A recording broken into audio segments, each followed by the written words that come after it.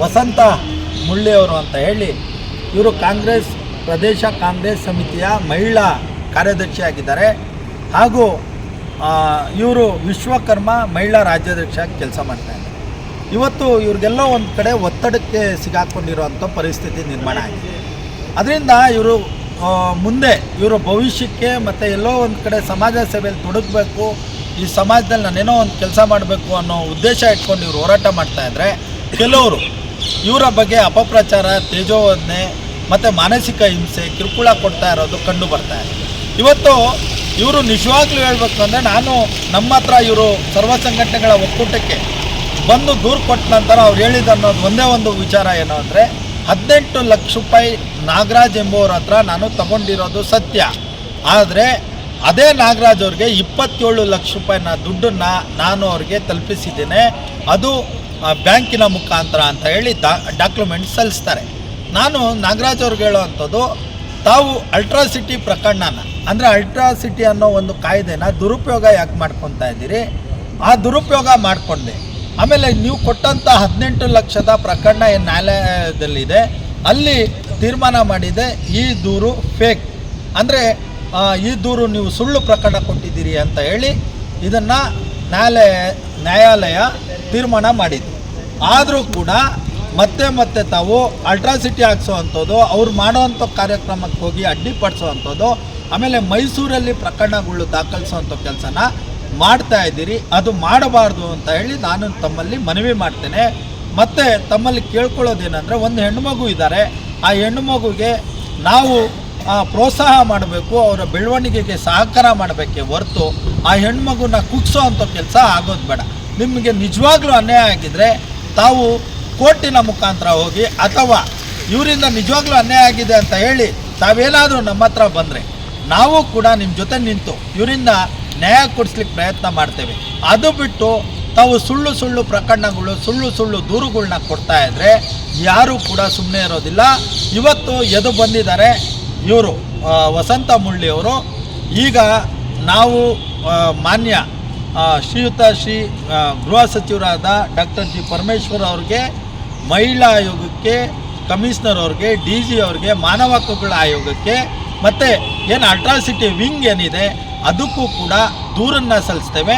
ಇದೊಂದು ಫೇಕ್ ಪ್ರಕರಣ ಆಗಿದೆ. ಪೊಲೀಸ್ ಇಲಾಖೆಯಲ್ಲೂ ಕೂಡ ನಾವು ಮನವಿ ಮಾಡ್ತಾ ಇದ್ದೇವೆ, ಇದೊಂದು ಫೇಕ್ ಪ್ರಕರಣ ಆಗಿದೆ, ಇದನ್ನು ಯಾರೇ ಆಗಿರಲಿ ತಗೊಂಡ್ರೆ. ಆಮೇಲೆ ಇನ್ನೊಂದನ್ನು ಬರೆದು ಕೊಟ್ಟಿದ್ದಾರೆ ಅವರು, ನಾನು ನಿಜವಾಗ್ಲೂ ತಪ್ಪು ಮಾಡಿದ್ದೇ ಕಂಡು ಬಂದರೆ, ಆಡಿಯೋ ಆಗಿರಲಿ, ವಿಡಿಯೋ ಆಗಿರಲಿ, ಅಥವಾ ನಾನು ಯಾರ್ದನ ಜೊತೆ ಜಗಳ ಮಾಡಿದ್ದೇ ಕಂಡು ಬಂದರೆ ನನ್ನ ಮೇಲೆ ಪ್ರಕರಣ ದಾಖಲಿಸ್ಬೋದು ಅಂತ ಹೇಳಿ ಆ ಒಂದು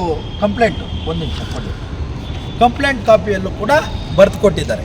ಅಂದರೆ ನಾನೇನಾದರೂ ತಪ್ಪು ಮಾಡಿದರೆ ನನ್ನ ಮೇಲೆ ಪ್ರಕರಣ ದಾಖಲಿಸಲಿ, ಆದರೆ ನನಗೆ ತೇಜೋವಧನೆ ಮಾಡೋ ಅಂಥದ್ದು, ನನ್ನ ವಿರುದ್ಧ ನಿಂತು ನನಗೆ ಸುಮ್ಮನೆ ಅಪಪ್ರಚಾರ ಮಾಡೋದ್ರಿಂದ ಮನನೊಂದು ಇನ್ನು ಮುಂದೆ ನನ್ನ ಕೈಲಿ ಸಾಧ್ಯ ಆಗ್ತಾಯಿಲ್ಲ. ನಾನು ಬದುಕಬೇಕಿದೆ. ಒಂದು ಮಹಿಳೆ ಆಗಿ ಸಮಾಜದಲ್ಲಿ ಗಟ್ಟಿಯಾಗಿ ನಿಲ್ತಾ ಇರೋಂಥ ಮಹಿಳೆಗೆ ನಾನೇನಾದರೂ ಅವ್ರ ಹತ್ರ ದುಡ್ಡು ತಗೊಂಡಿದ್ರೆ, ಯಾರೇ ಆಗಿರ್ಬೋದು, ಯಾರ ಹತ್ರ ಆದರೂ ನಾನು ದುಡ್ಡು ತಗೊಂಡಿದ್ರೆ ನಿಜವಾದ ಅವ್ರ ಹತ್ರ ಡಾಕ್ಯುಮೆಂಟ್ಸ್ ಇದ್ರೆ ಬರಲಿ.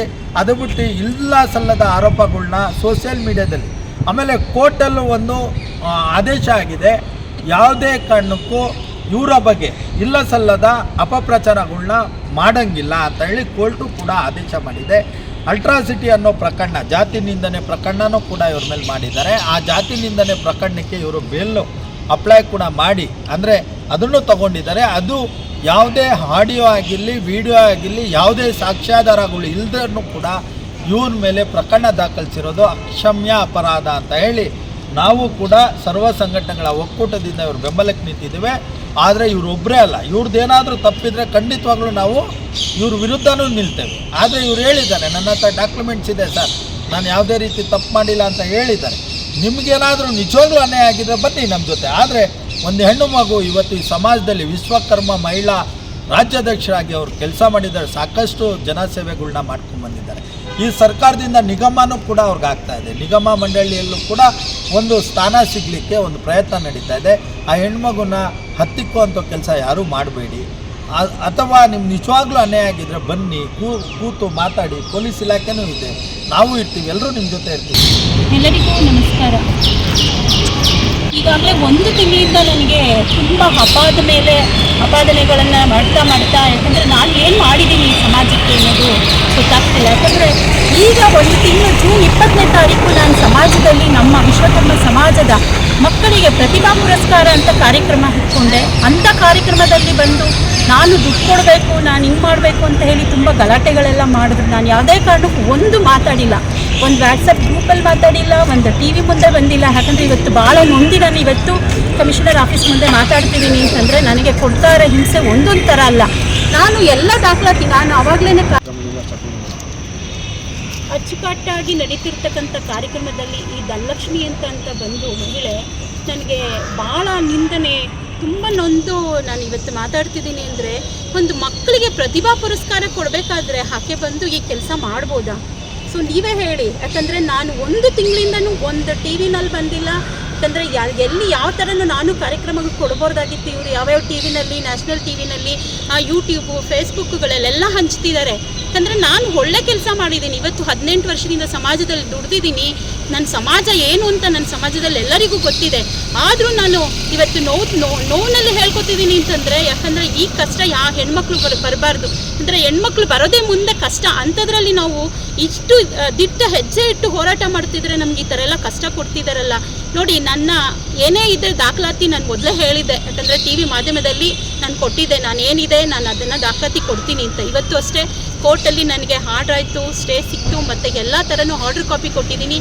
ಎಲ್ಲ ಸುಳ್ಳು ಕಂಪ್ಲೇಂಟ್ ಅಂತಲೇ ಬಂದಿದೆ. ಇವತ್ತು ನನ್ನ ದಾಖಲಾತಿನಲ್ಲಿ ಎಲ್ಲ ಪ್ರೂವ್ ಮಾಡಿ ಕೊಟ್ಟಿದ್ದೀನಿ.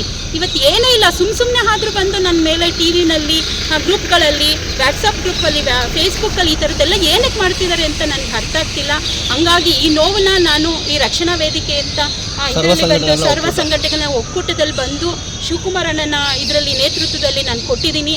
ದಯವಿಟ್ಟು ನನಗೆ ಏನೇ ತೊಂದರೆ ಆದರೂ ನೀವೆಲ್ಲ ನನಗೆ ಸಪೋರ್ಟಾಗಿ ನನ್ನ ಒಂದು ಈ ಸಂಘಟನೆಗೆ ಒಳ್ಳೆ ದಾರಿದೀಪವಾಗಿ ಇರ್ತೀರಾ ಅಂತ ಹೇಳ್ಕೊತಾ ನಾನು ಒಂದೆರಡು ಮಾತು ಮುಗಿಸ್ತೀನಿ. ಮೇಡಮ್, ಏನಾದರೂ ನಿಮಗೆ ಥ್ರೆಡ್ ಇದೆಯಾ ಅವ್ರಲ್ಲಿಂದ? ಹೌದು ಸರ್, ತುಂಬಾ. ಯಾಕಂದರೆ ಎಲ್ಲಿ ಹೋದ್ರೂ ನನಗೆ ಕಾರ್ ಹಿಂದೆ ಕಳಿಸೋದು, ಮತ್ತು ನನ್ನ ಆಫೀಸ್ ಮುಂದೆಗಳೇ ನಿಂತ್ಕೊಳ್ಳೋದು, ಏನೇನು ಮಾಡ್ತಾರೆ ಅಂತ ನೋಡೋದು. ಭಾಳ 1 ತಿಂಗಳಿಂದನೂ ನನ್ನ ಕಾರ್ ಡ್ರೈವರ್ನ ಸಮೇತ ವಾಚ್ ಮಾಡಿಕೊಂಡು ಅವನಿಗೂ ಹೇಳ್ಕೊಟ್ಟು ತೊಂದರೆ ಮಾಡಿದ್ರು. ಅವನ್ನ ಈಗ 4 ದಿವಸದಿಂದ ತೆಗೆದಾಕಿದ್ದೀನಿ.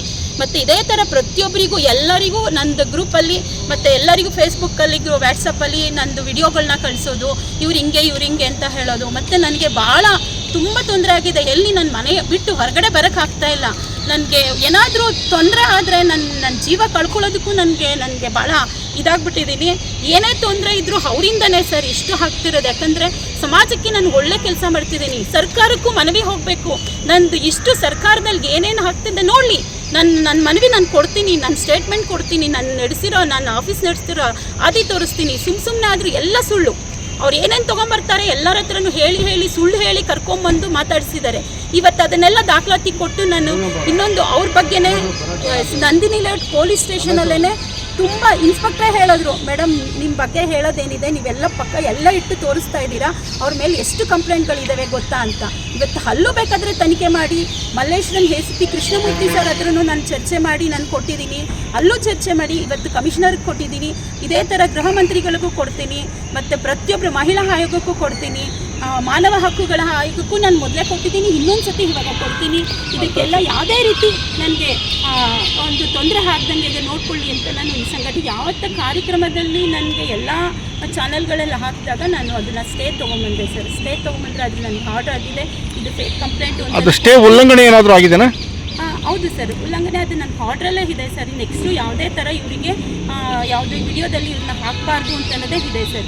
ಆದರೂ ಆ ನ್ಯಾಷನಲ್ TV ಅಂತ ಒಬ್ಬ ಇವರು ಬಂದು ನಂದು ಗ್ರೂಪಲ್ಲಿ ಎಲ್ಲ ಇವರಿಗೆ ವಿಡಿಯೋಗಳನ್ನ ಮಾಡಿ ಕಳಿಸಿ ಪ್ರತಿ ಒಂದು ಗ್ರೂಪಲ್ಲಿ ಇವತ್ತಿಗೂ ನೆನ್ನೆ ಹಾಕಿರೋ ಒಂದು ವಿಡಿಯೋ 500-600 ಜನ ನೋಡ್ತಿದ್ದಾರೆ ಸರ್. ಈ ಥರ ತೇಜೋವಧೆ ನನಗೆ ಮಾಡ್ತಿದ್ದಾರೆ.